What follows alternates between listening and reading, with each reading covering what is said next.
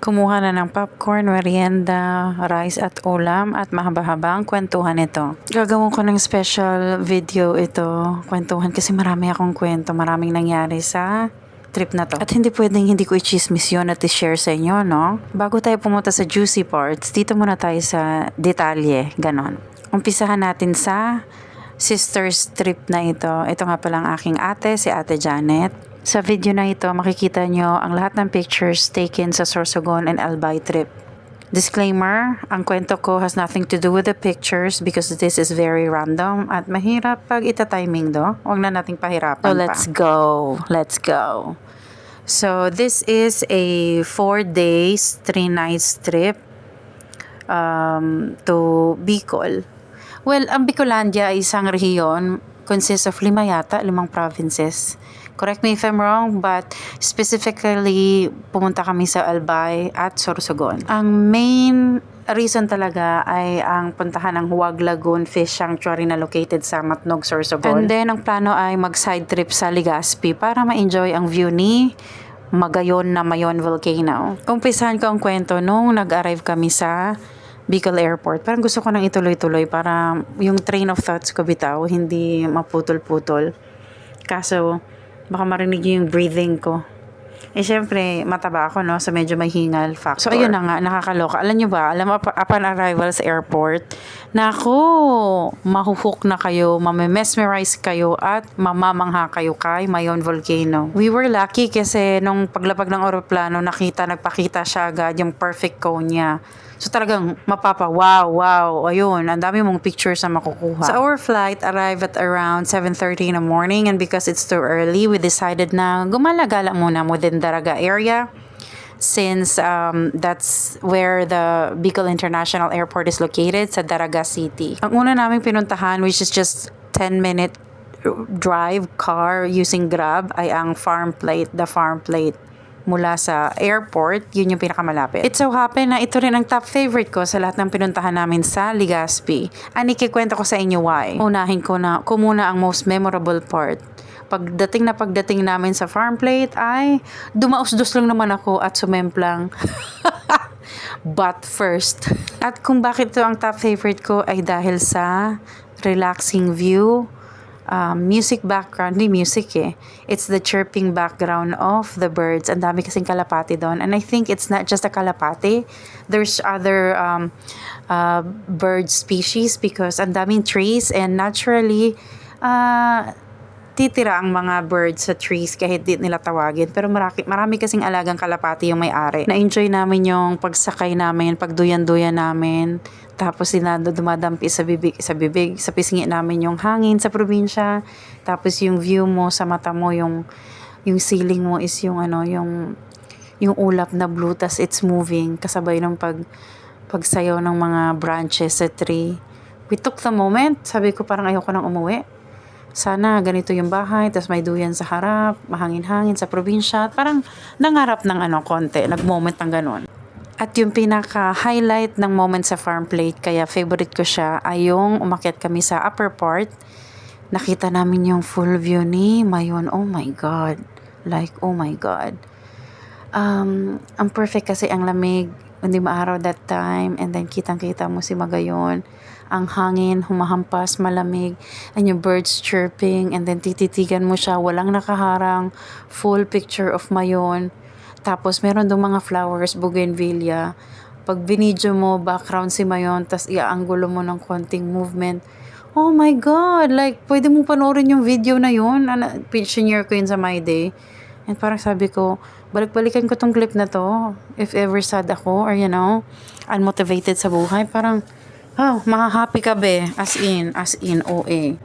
So after the farm plate, mag-move on tayo. Kami ay pumunta sa Daraga Church, which is very near. We just took grab car from the farm plate papuntang Daraga Church. Doon na rin kami namili ng mga pasalubong, mga pili-pili nuts, goodies, and mga pika-pika, and mga ref magnet. Doon na rin kami bumili sa Daraga Church. Ang ganda ng Daraga Church. It so happened na may wedding, so maraming tao. Maraming nagpipicture-picture. Of course, ang background mo ay bride. Nagpipicture. Ayun. Pero overall, na-enjoy namin siya. Sobrang ganda. Grayish yung tone ng church. And nasa tuktok siya, medyo mataas papunta doon. So after Daraga Church, nag-shake-shake, nag-dragon fruit shake-shake kami sa gilid, katabi nung bilihan ng mga souvenir shop. Palamig lang konti. Sobrang init kasi. And then sumakay na kami patulak sa papunta ng SM Legazpi City bus terminal. Kasi pupunta na kami ng Sorsogon. Yes. Paglapag ng eroplano, nag-side trip sa Farm Plate at Daraga Church, pero dumiretso kami ng Matnog, Sorsogon. Inuna talaga namin ang Matnog, Sorsogon kasi yun naman talaga ang purpose ng trip. Buckle up, sit back, dahil malayo-layo ang biyahe from Legazpi City to Matnog, Sorsogon. Well, because wala kasing direct na biyahe, putol-putol ito. So from SM Legazpi City bus terminal, you have the options to ride first yung mga van, yung UV Express, which hindi ko bet kasi masikip. Bukod sa skin to skin kayo, kayo is-isang kayo ng elbow ng katabi mo. Very small your space, yung legroom, tapos ang dami namin bag ni Ate Janet. Hindi ko bet. So, dun kami sa option na nag-bus. Nag-bus kami from SM City Legazpi papuntang SM City Sorsogon. So, that will take you 2 hours. Yes, be. 2 hours. From SM City Legazpi to SM City Sorsogon. And yes, wala pong direct. You really have to go through. So pagdating nyo ng SM City Sorsogon, nagutom kami, no? So pumasok kami sa mall, nag-lunch kami doon, late lunch. Around 3:30 to.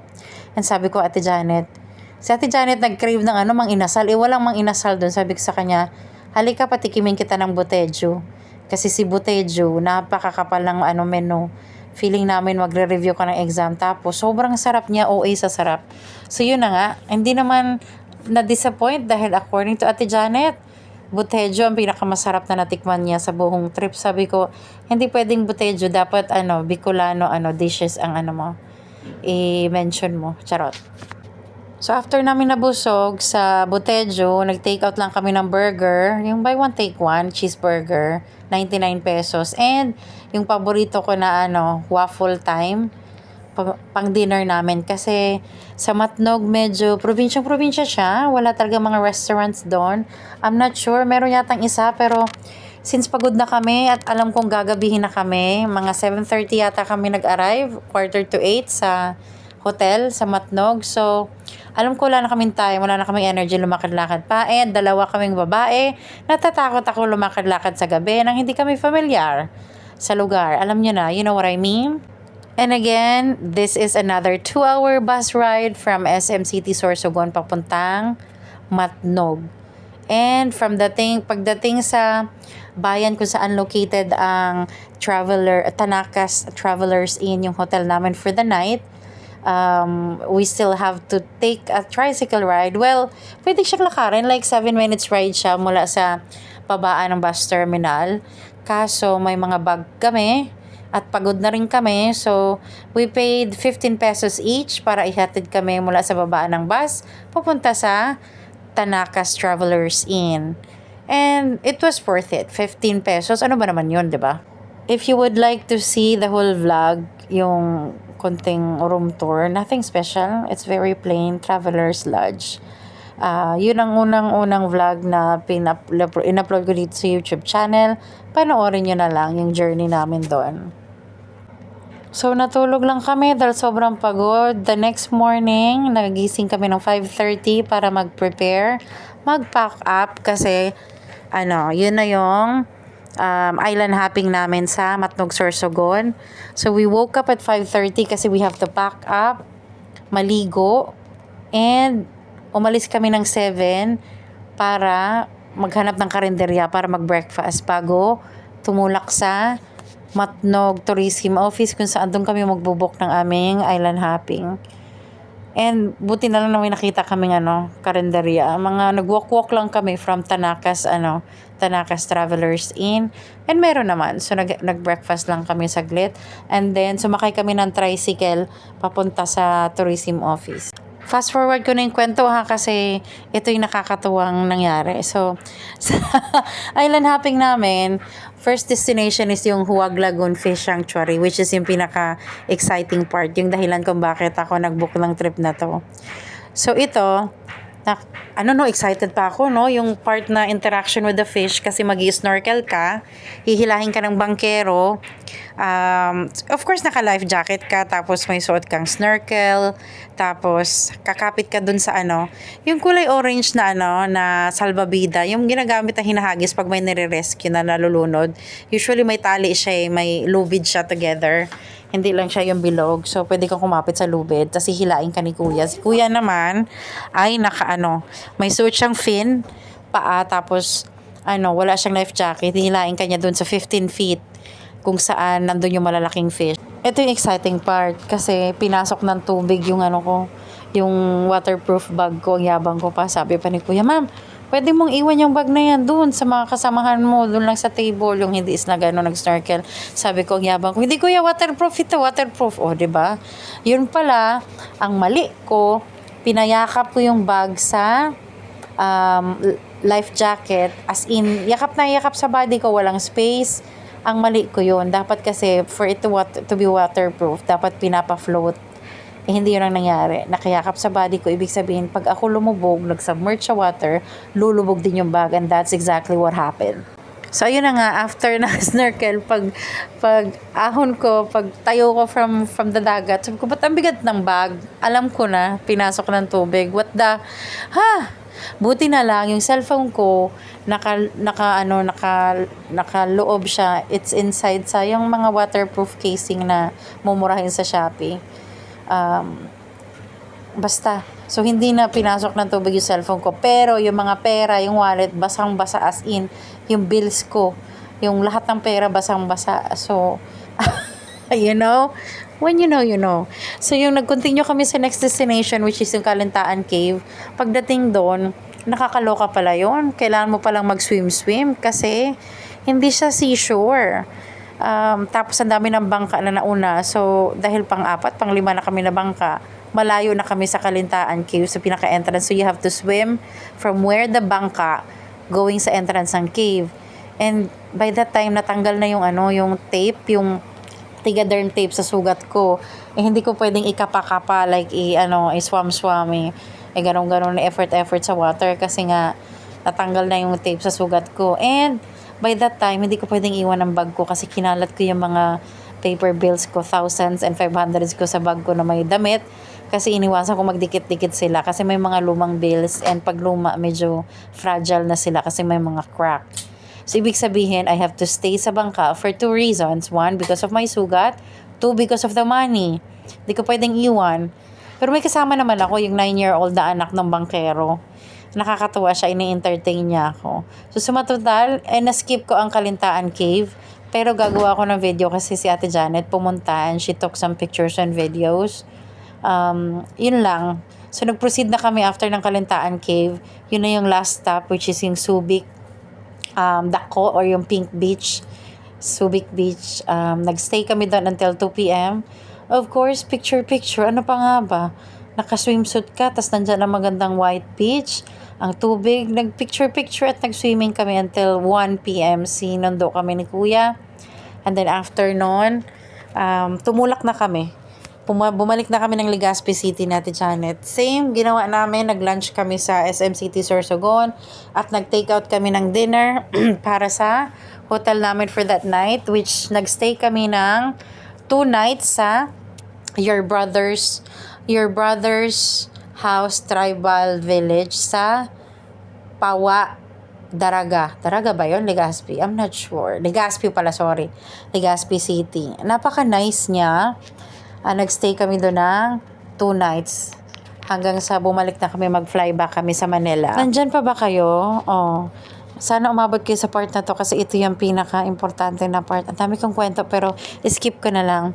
Okay, so kwento ko sa inyo, prior to this trip, meron akong binook na tour, like car rental with a driver. Nag-down ako ng 1K and hindi ko tinuloy, kinancel ko siya. And alam ko na non-refundable ang nireserve ko na 1K, which I don't care, that's fine. Kinancel ko siya last minute. Ito yung tour around Legazpi and Kamalig area and Daraga. Why? Because it's rainy season, the weather is unpredictable, and what if sobrang lakas ng ulan, walang view si Mayon, and still I have to take the tour because bayad na siya. And I don't like that feeling.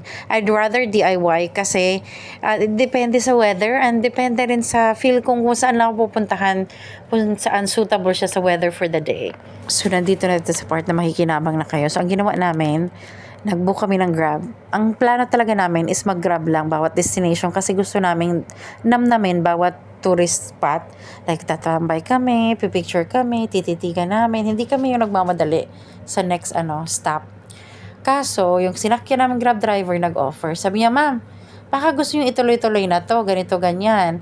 Magkasundo tayo sa presyo na gusto mo at okay din sa akin. So, ganun nga nangyari. Gusto ko kasi yung size ng sasakyan niya, it's big. I like the aircon. And gusto ko rin yung yung aura, yung demeanor ng driver. Napaka-professional. And masaya din siya ang kausap. At ito papakinggan nyo, if you decided na mag-book ng Grab driver sa tour nyo, hindi kayo magbabayad ng parking fee, which is very expensive. If you book a tour, a driver, or car rental, bawat pasok yun, bayad yun ng entrance, tatanungin kayo kung may car kayo, they will charge you for a parking fee kung hindi kayo naka-tricycle or naka-TNVS. Kasi ang rule doon is because they are public driver, they are giving tourist or mga income sa mga spots. Kaya parang yun yung agreement nila na syempre nag-income sila as driver, TNVS driver, tricycle driver, and then sila din. Basta that's a courtesy na hindi sinisingil ng parking fee pag Grab driver or tricycle yung gamit niyo. It was way cheaper. Cheaper talaga ang Grab option compare dun sa mag-book ka ng car rental with a driver. Nga pala, umabot kayo sa part na to. Nilagay ko to sa dulo kasi hindi masyadong maganda mga picture. Alam niyo ba ang pool dito? Nakakatakot. Kwento ko na sa inyo. After ng stair, pag umalis ka sa stair, malulunod ka kasi sobrang lalim na ng pool. As in, leeg level na 5 feet lang kami. Tapos na ang picture. Nasobrahan ako sa kwento. Sige, bye!